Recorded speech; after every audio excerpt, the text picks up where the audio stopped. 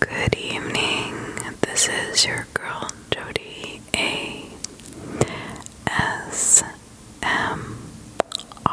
tonight.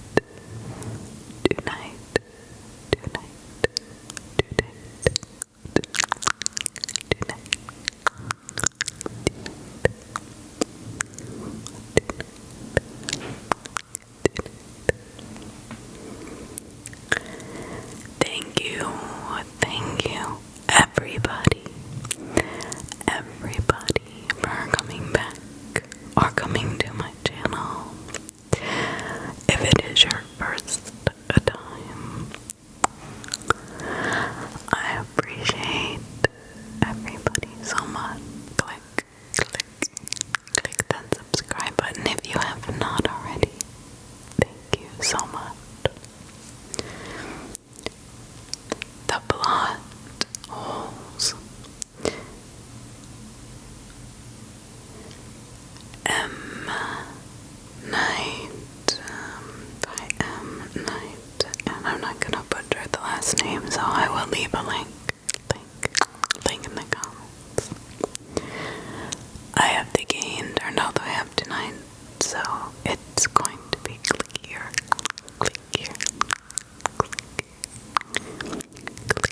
than normal. The day I found my first hole was the day my best friend came back from the dead. See, we were in high school and stupid. Jake was his name, and we liked to go out to this old abandoned house in the woods after school just to screw around. We would do stupid, teenage things. It was a pretty big place, to be honest. 2 stories with a basement, or 3 stories if you counted the small attic above it. The story is supposed to go that an old woman was building the house years and years ago in order to get away from the city life, but for some reason she never finished it. We always thought, well, she probably died or something logical like that. The weird thing was, though, is that if that's what really happened, then why was the house so close to completion when she stopped? And nobody bothered to finish it. Now it just sits there rotting away. Here's our story. Jake and I would go to this house and screw around, scaring each other or exploring the place, whatever we felt like doing that day.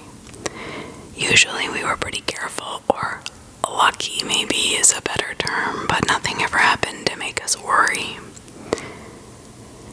Then the floorboards broke under Jake's feet when we were exploring the 2nd floor, and he fell. I never realized how bad the condition of the house must have been, because when he hit the 1st floor that broke too, he fell into the basement. I ran down and looked through the broken hole in the 1st floor. It was dark, but he usually had the foresight to bring flashlights. I shined a light on him. I'll never forget what I saw. One of the boards or something must have fallen at just the right angle that when Jake hit the ground, it pierced right through his stomach like a spear, impaling him. I could see him shift and try to grab at it. I could even hear him gurgle. And then he stopped. I swear he was dead. I was absolutely sure of it. Our stupidity had gotten him killed. Obviously, I was in shock. I didn't know what to do. So I just ran, and ran. I ran out of the house and left him there. I didn't tell anybody. I didn't call the police. I don't know why. I was so terrified of what I had seen. Nobody knows how they're going to react in a situation like that. It was almost as if I went home, then it would never have happened. I know, crazy thinking, right? It was evening when I got home and went straight to my room. I didn't speak to a soul. I didn't stop for anything. I just wanted to curl up and forget what I saw. My parents saw me come in and they tried to talk to me, but I feigned sleep. And they went on, not knowing what happened. Later that night, we get a call from Jake's parents asking where he was. My parents actually woke me up for that one, and I said, I have no idea. The usual, well, if you see him, please let us know. He came afterward, and I just nodded before I went back to sleep. The next day I had school and went through the morning ritual in a bit of a trance. I did not want to go, but I couldn't stay home. I was pretty sure Jake's parents already suspected something of me. So I went. School was just like usual. People screwing around in the morning and talking.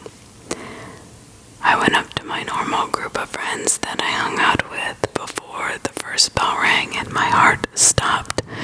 He stood there, just laughing and being his normal self. But then he saw me. He looked over and grinned. Before coming up to me, he made a joke, but I didn't hear it. My head was buzzing, my ears were full of noise. I continued to just stare at him. Hey man, are you okay? He asked, starting to get concerned. Aren't you? Are you okay? Was all I could muster back. Well, yeah, why wouldn't I be? He laughed a bit, but gave me a weird look. Wait a minute, you don't know anything. I tried to phrase my words as delicately as possible. I didn't want anyone else knowing, but I figured that was enough to clue him in.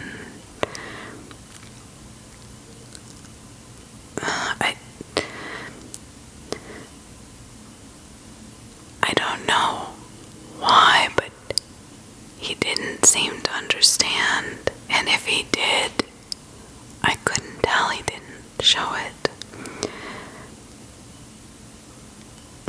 Know anything about what? He responded. Then the bell rang.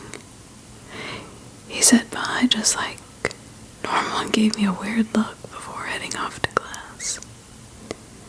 I stared in shock. Why was my friend here? He was dead. I saw him die. At the very least, he should be in the hospital. But my friend Jake was fine. I know this sounds crazy, right? I went to class, but I couldn't concentrate. I just kept thinking about Jake and how he should be dead. I kept trying to think of how he could have survived, but I just could not fill this strange hole of a mystery. After class, I decided I would check out the house. Jake, he met me after school. and asked if I still wanted to hang out.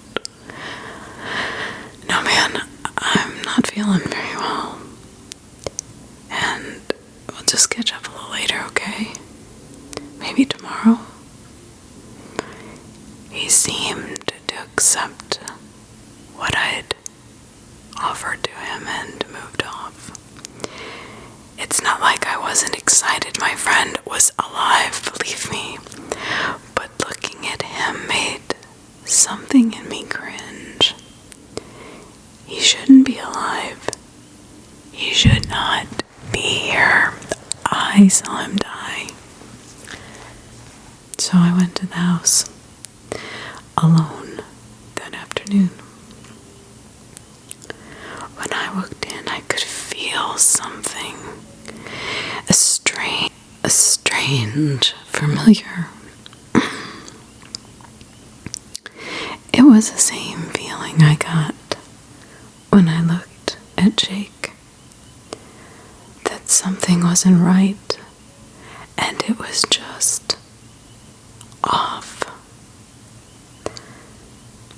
However, here, it felt like a lingering feeling.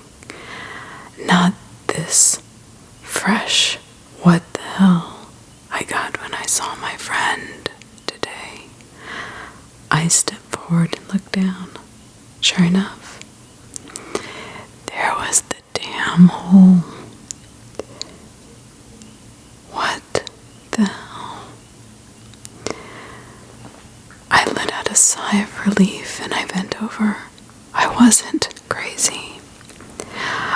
I slipped out my usual flashlight and I shone it down the hole.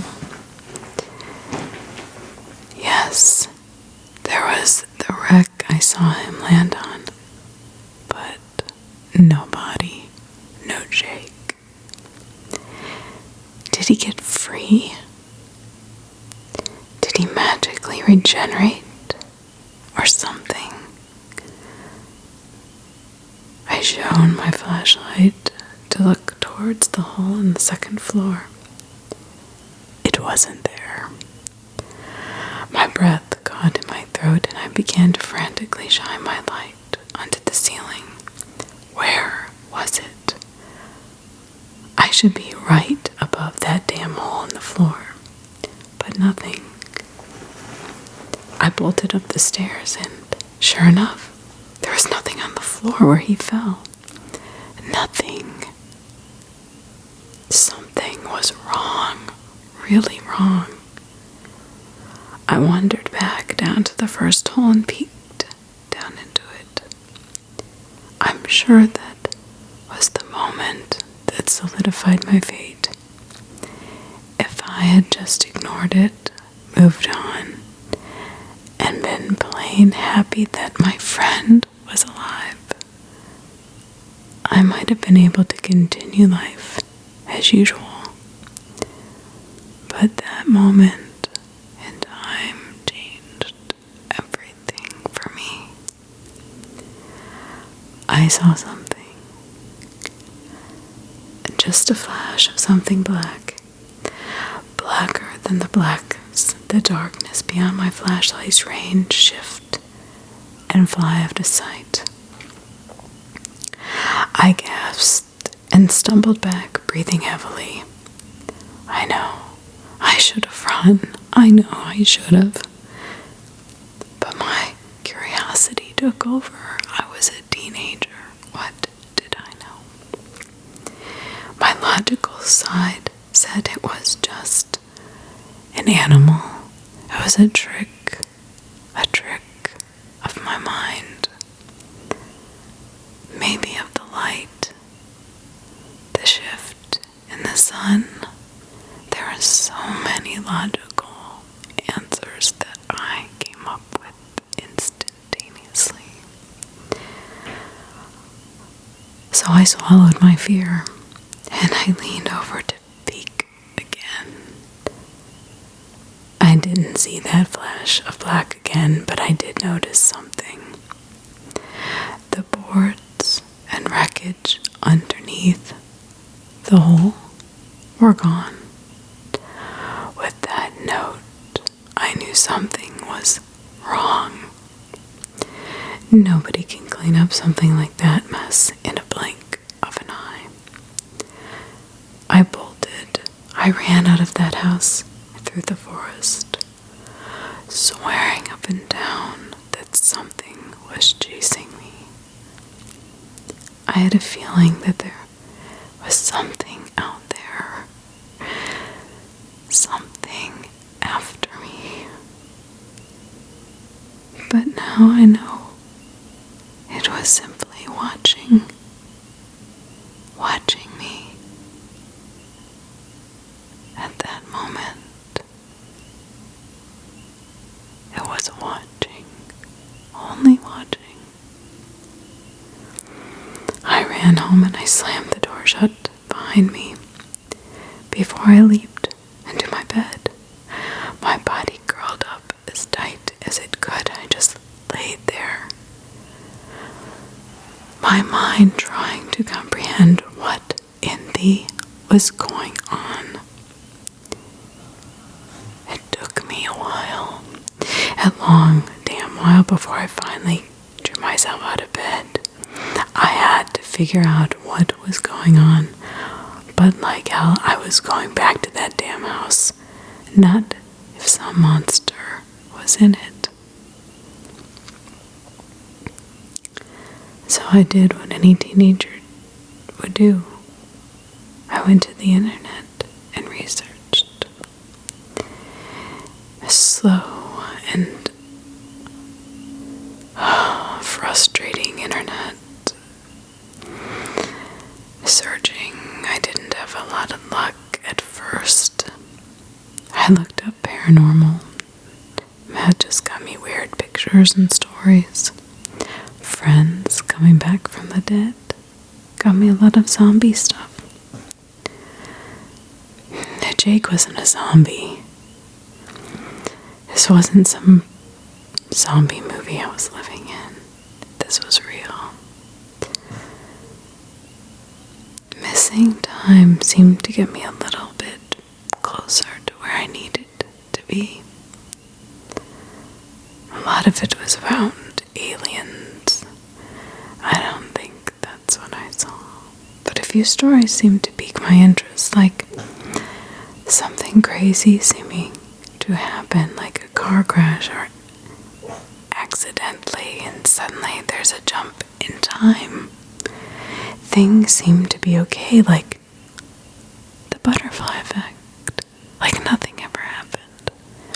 Like maybe Jake wasn't really with me that day. Or maybe it wasn't that day that he was supposed to die. But there was one post on a missing time board that seemed to really draw my attention.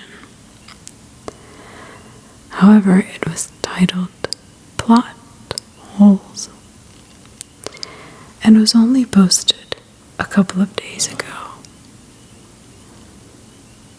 I was curious, so I clicked on it. Everyone seemed to speculate what caused this whole missing time thing. A lot of the time it was aliens or dimensional or whatever. I don't know. Whatever. But this one guy, however, acted like he knew for a fact. And his reason was the most bizarre of them all. He starts off by telling a similar story to mine. Basically, his wife was killed in a household accident when part of their house caved in during a storm. While trying to get her, he was knocked out of the way by some other debris. When he came to, he was sitting in the living room and his wife was waking him up. The house was fine. There was no sign of disaster, and she was alive. He was ecstatic, overwhelmed with joy and love for his wife, but something felt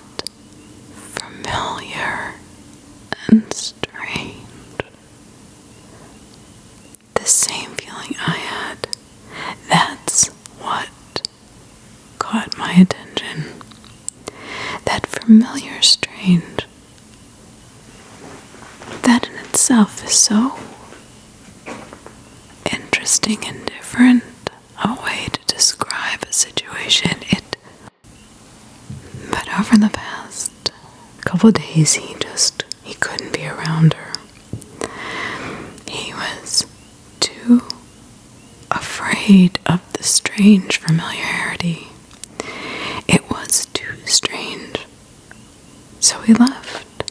He went on the road, taking what money he had.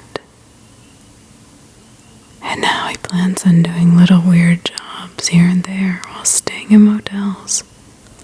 He couldn't go back to his wife, who was clearly alive.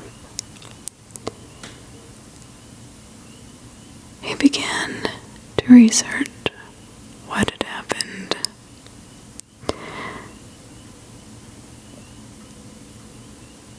What had happened to him and his wife. He found others with similar experiences, not the same. Most of them just describe it as a miracle. And they moved on with their life. Others couldn't shake the feeling like he had. He couldn't shake it either. I couldn't shake it. So is it a miracle? Or is it a demon? But all of them, whatever you believed, describe the same occurrence. Some events should have caused something to happen. A person would die or some landmark would be destroyed, only to have it miraculously come back later. So what is going on, and why isn't everybody seeing it?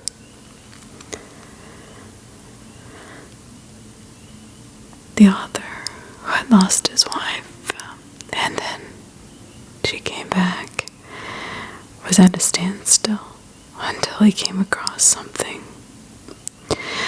One tiny bit of evidence he had overlooked. So while researching people who shouldn't be alive, he came across a book review. Oddly enough, apparently it was the latest book in the series. And in it, a side character saves the day by fighting off a bunch of enemies for the heroes. However, in the previous book, by a different author, that character had been killed. So this character couldn't have come back to save the day. But if he didn't, the main character would have died. The reviewer said it was one of the worst plot holes he'd ever seen. That got the forum author and me thinking. He said he'd post again after he experimented a bit. How do you experiment with something like this that you don't understand how it happens? I'm sure his mind was as confused as mine. Now, I guess I had a few things I wanted to experiment with as well, all concerning Jake. Nevertheless, I dropped him a message saying I read his post, that something similar had happened to me. Then called it a night. I had to be extremely alert if I was going to try to look for the signs I knew I wanted to find. The next morning I woke up and started my first attempt at looking for plot holes. I know how crazy this sounds, but something seemed to click after reading that review. Someone should have died.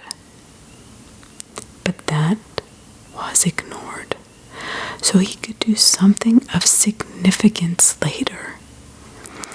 That was the strange, familiar I felt. The first few days I didn't notice anything except for that weird feeling around Jake. Nobody seemed to have it except for me. But on the third day is when I noticed my first plot hole. It was minor. It was just the most minor of details, because that's where the devil lives, in the details. And it was there. One of the girls, Cassie, in my class went from wearing a skirt to a set of jeans between periods. I know that seems to make me look, but I'll admit it, the skirt was why I noticed. But to change into a pair of jeans within 7 minutes while walking across campus to another class, that doesn't make sense. I guess it was possible, but it didn't make sense to me. A costume got wrong during a scene change. After that, everything went downhill. I kept seeing changes everywhere, all the time. A sign would be black in the morning but light green later at night, or a friend would go from wearing a sweater to a t-shirt when I looked away for just a moment. You would think that people would notice these changes, but nobody did except me. Maybe it was the strange feeling that I got of something being off after the accident with Jake, or perhaps just had to be looking for them, and they were always there. Our mind not accepting the change as strange. Or maybe our mind just saw it the way it was before and didn't see the change when it happened. But the more I looked, they were everywhere. I was about a week and a half into my experimentation and my observations when I finally got a response back from the plot hole's author. He introduced himself as Dennis, apologized for being late to respond. His reason why? He had gotten caught up in observing plot holes like I had. He was noticing the same things I was noticing. Now, this is the first time I've ever actually spoken to this guy, but the changes he described matched mine exactly. Except for one thing. After noticing a misspelled sign above a store late at night, he turned away for a moment to look back and saw a shadowy black figure floating by it. It was hazy to him, like looking at the figure through a fog that just wasn't there, but after the being floated away, the spelling error was gone. I shivered through my whole body. That seemed too close to whatever I might have glimpsed at the house and felt follow me home.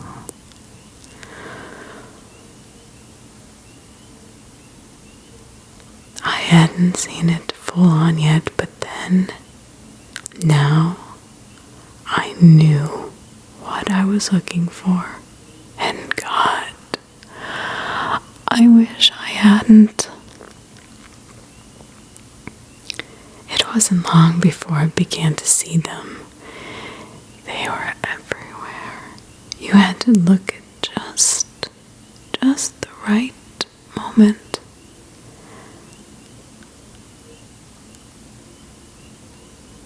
Just the right moment to see them. When it seemed like nobody was watching or paying attention to that little error you just noticed, then you could make it out. A shadowy haze of a being seeming to be dressed in a long black robe with a hood, messing with it until it changed. I saw one fade my friend's t-shirt into a jacket shirt set on a gold day glass, and I saw another change an entire stack of books at the library into a completely different set before they were picked up by a student. Nobody noticed them except for me. Just like the holes, it was like you had to be on that wavelength to notice. A glitch in the matrix. A different platform of life. I don't know what it was. It was like I was stuck between two worlds. By this time I had been conversing with Dennis quite a bit online, and he agreed with that idea.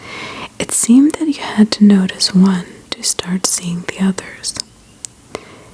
If you could brush it off, then your life could go on normally. If you couldn't, and the curiosity got to you, then you were there, like the two of us. You would just keep seeing them all the time. I was starting to go crazy. I couldn't even say anything to anyone, and Jake kept bothering me about why we never hung out anymore. I couldn't look at him. He wasn't natural, but I realized it wasn't him. It was those things that brought him back. Maybe he had some destiny or something, but I had no idea. Then things took another turn when I was having a Skype conversation with Dennis. He asked if they noticed me yet. What? I told him no, and his face turned pale white.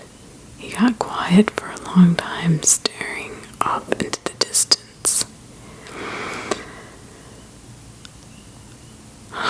Dennis, please tell me what is on your mind. It's scaring me. He finally responded and told me one of his friends that was helping him look into this occurrence had disappeared. Gone. Nobody even seemed to remember his existence. When he went over to his friend's house, Dennett found it relatively neat saved, for a few items strewn about. As he explored, the belongings that were out of place began to find themselves back into their positions. Dennis was positive that it was one of those creatures behind it, and he confirmed his suspicions when he saw one putting back a book that had been thrown on the floor. And then the creature turned and looked at him. The two stared at each other for a long time, the creature gazing at Dennis while he looked into a blank nothingness that was the creature's face. The dark hood covering whatever might have lurked underneath turned and seemed to float away right through one of the walls. That seemed to be the last thing out of place then. The house looked like nothing had ever happened in it.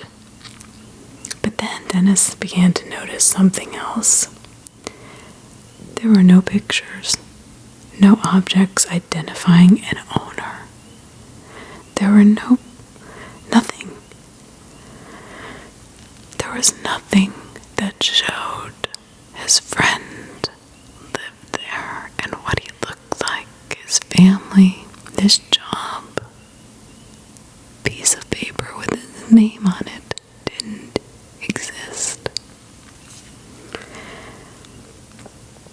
You would think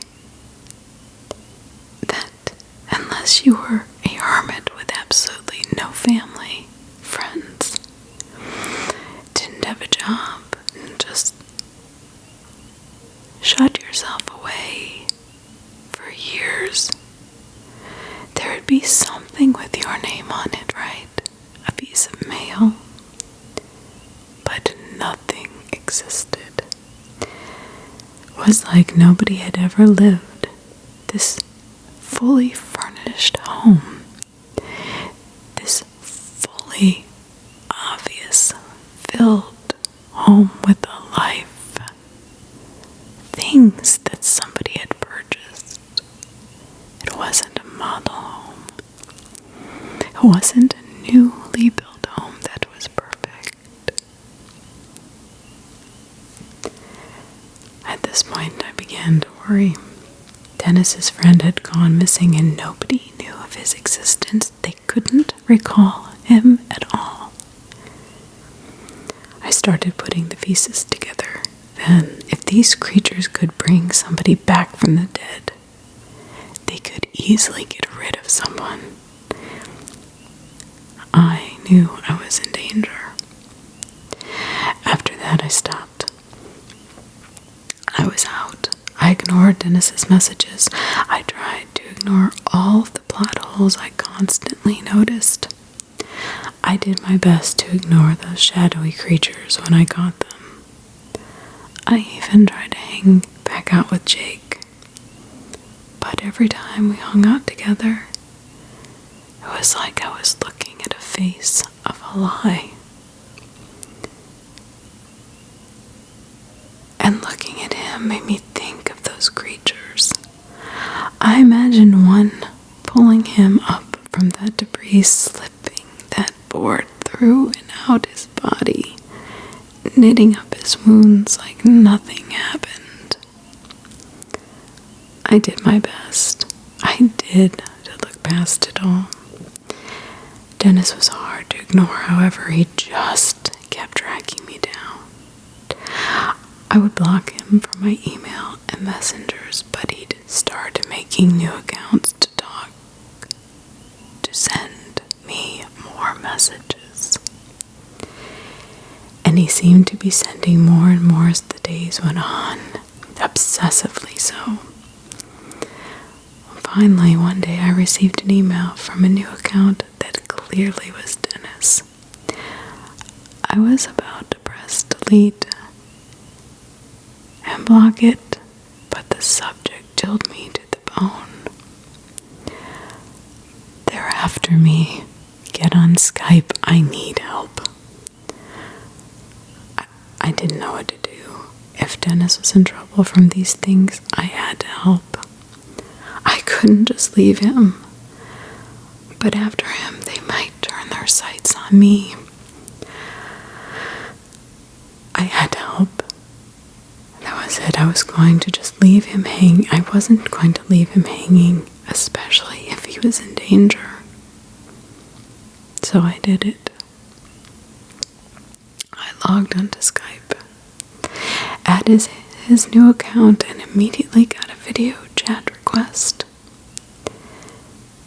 Dennis was in his apartment with the lights off, and he looked terrified. "Dennis, what is going on?" I asked as I leaned in.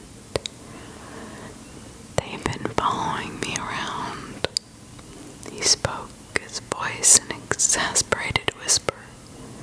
"More and more of them keep coming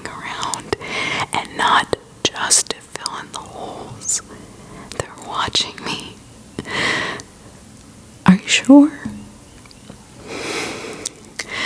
In response, he lifts up his laptop and carried it out to what looked to be a kitchen. He set it down in front of a window and drew back the curtains. I couldn't make out anything until he turned on the light. My heart stopped. I'd only seen one of them at a time, maybe even two if something was particularly big.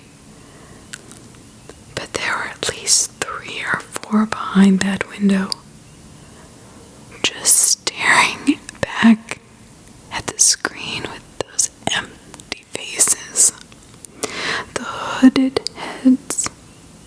He quickly flicked off the light and turned the laptop back towards him.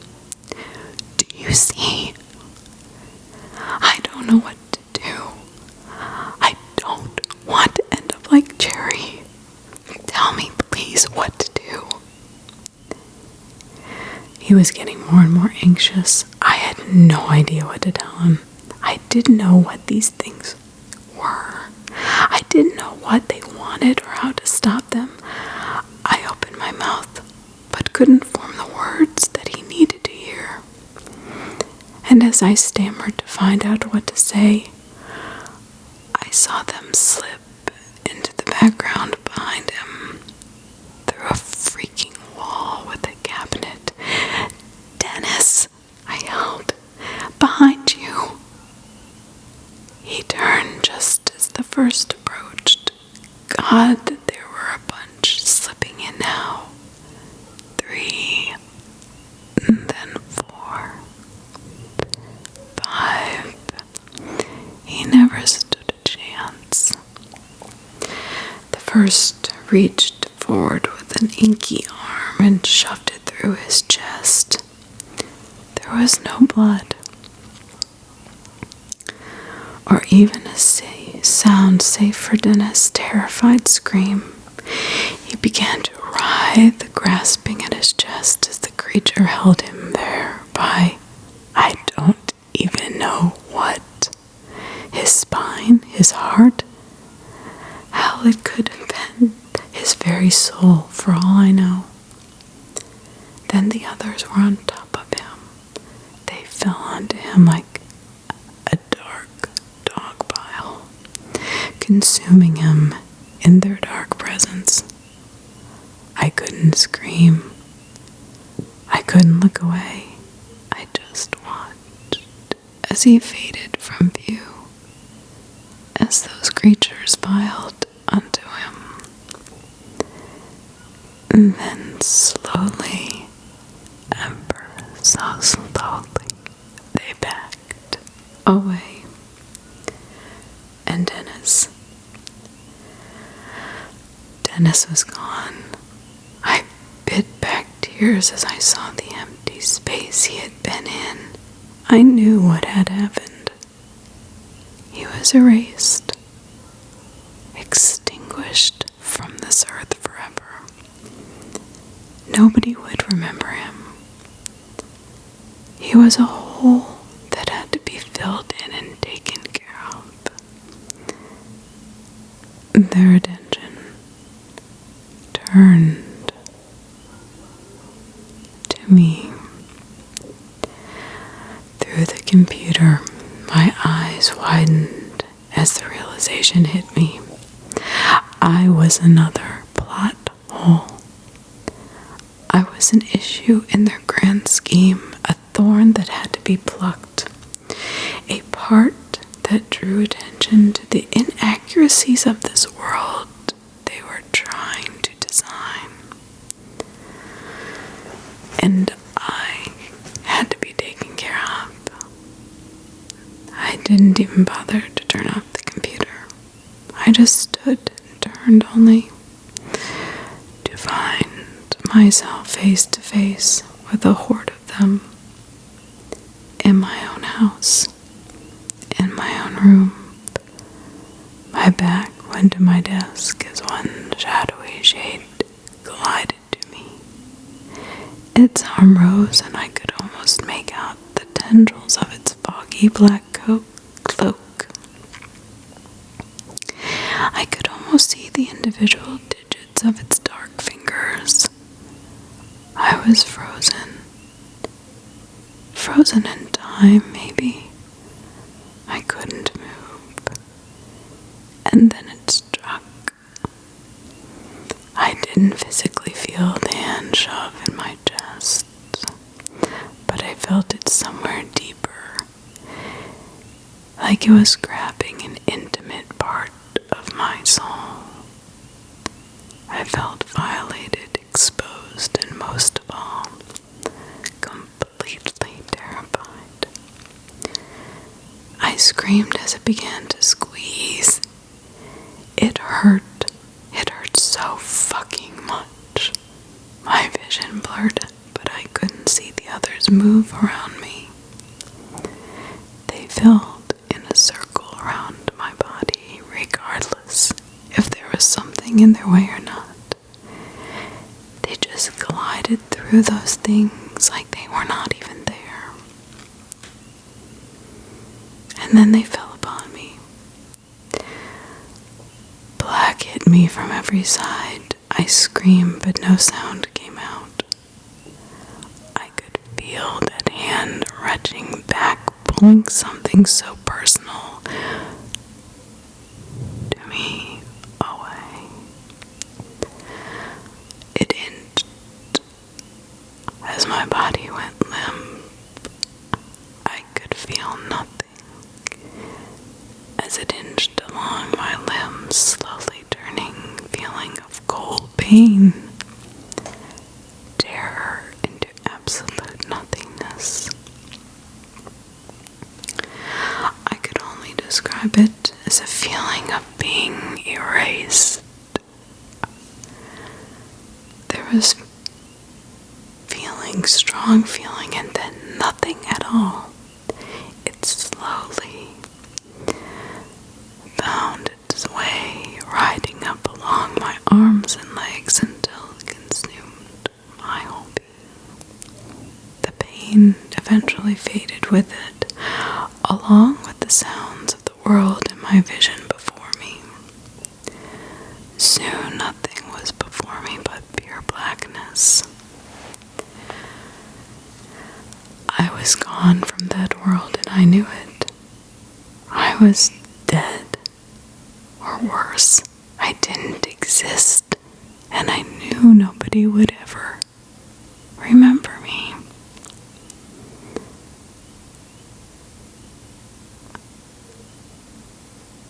Stretched out before me was nothing but darkness.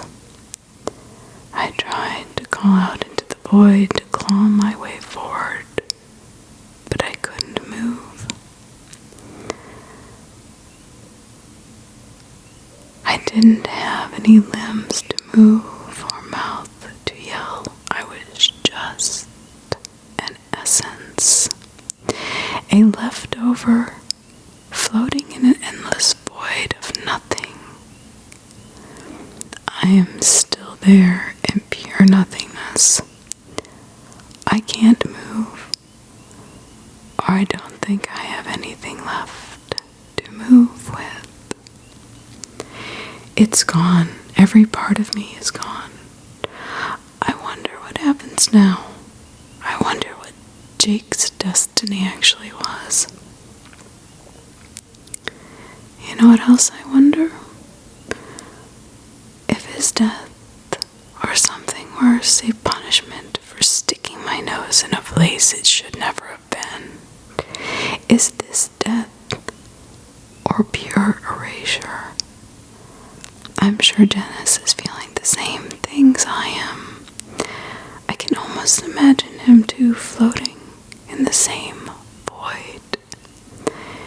Maybe one day we'll meet each other.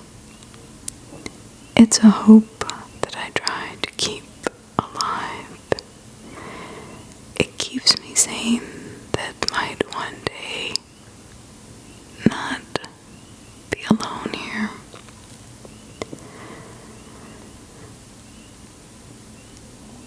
That's my story.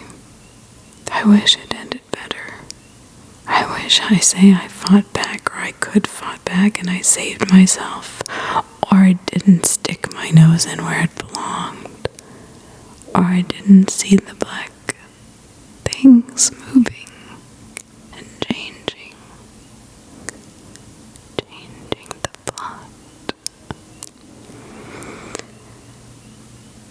At least, maybe I was on the run, that I had some memory in somebody's mind that I had existed. But some plots don't have happy endings. However, I'm sure I've left you wondering one final thing. If I'm dead or erased, then how could I have written this? Well, my poor friend, you've just discovered your first plot hole. Beware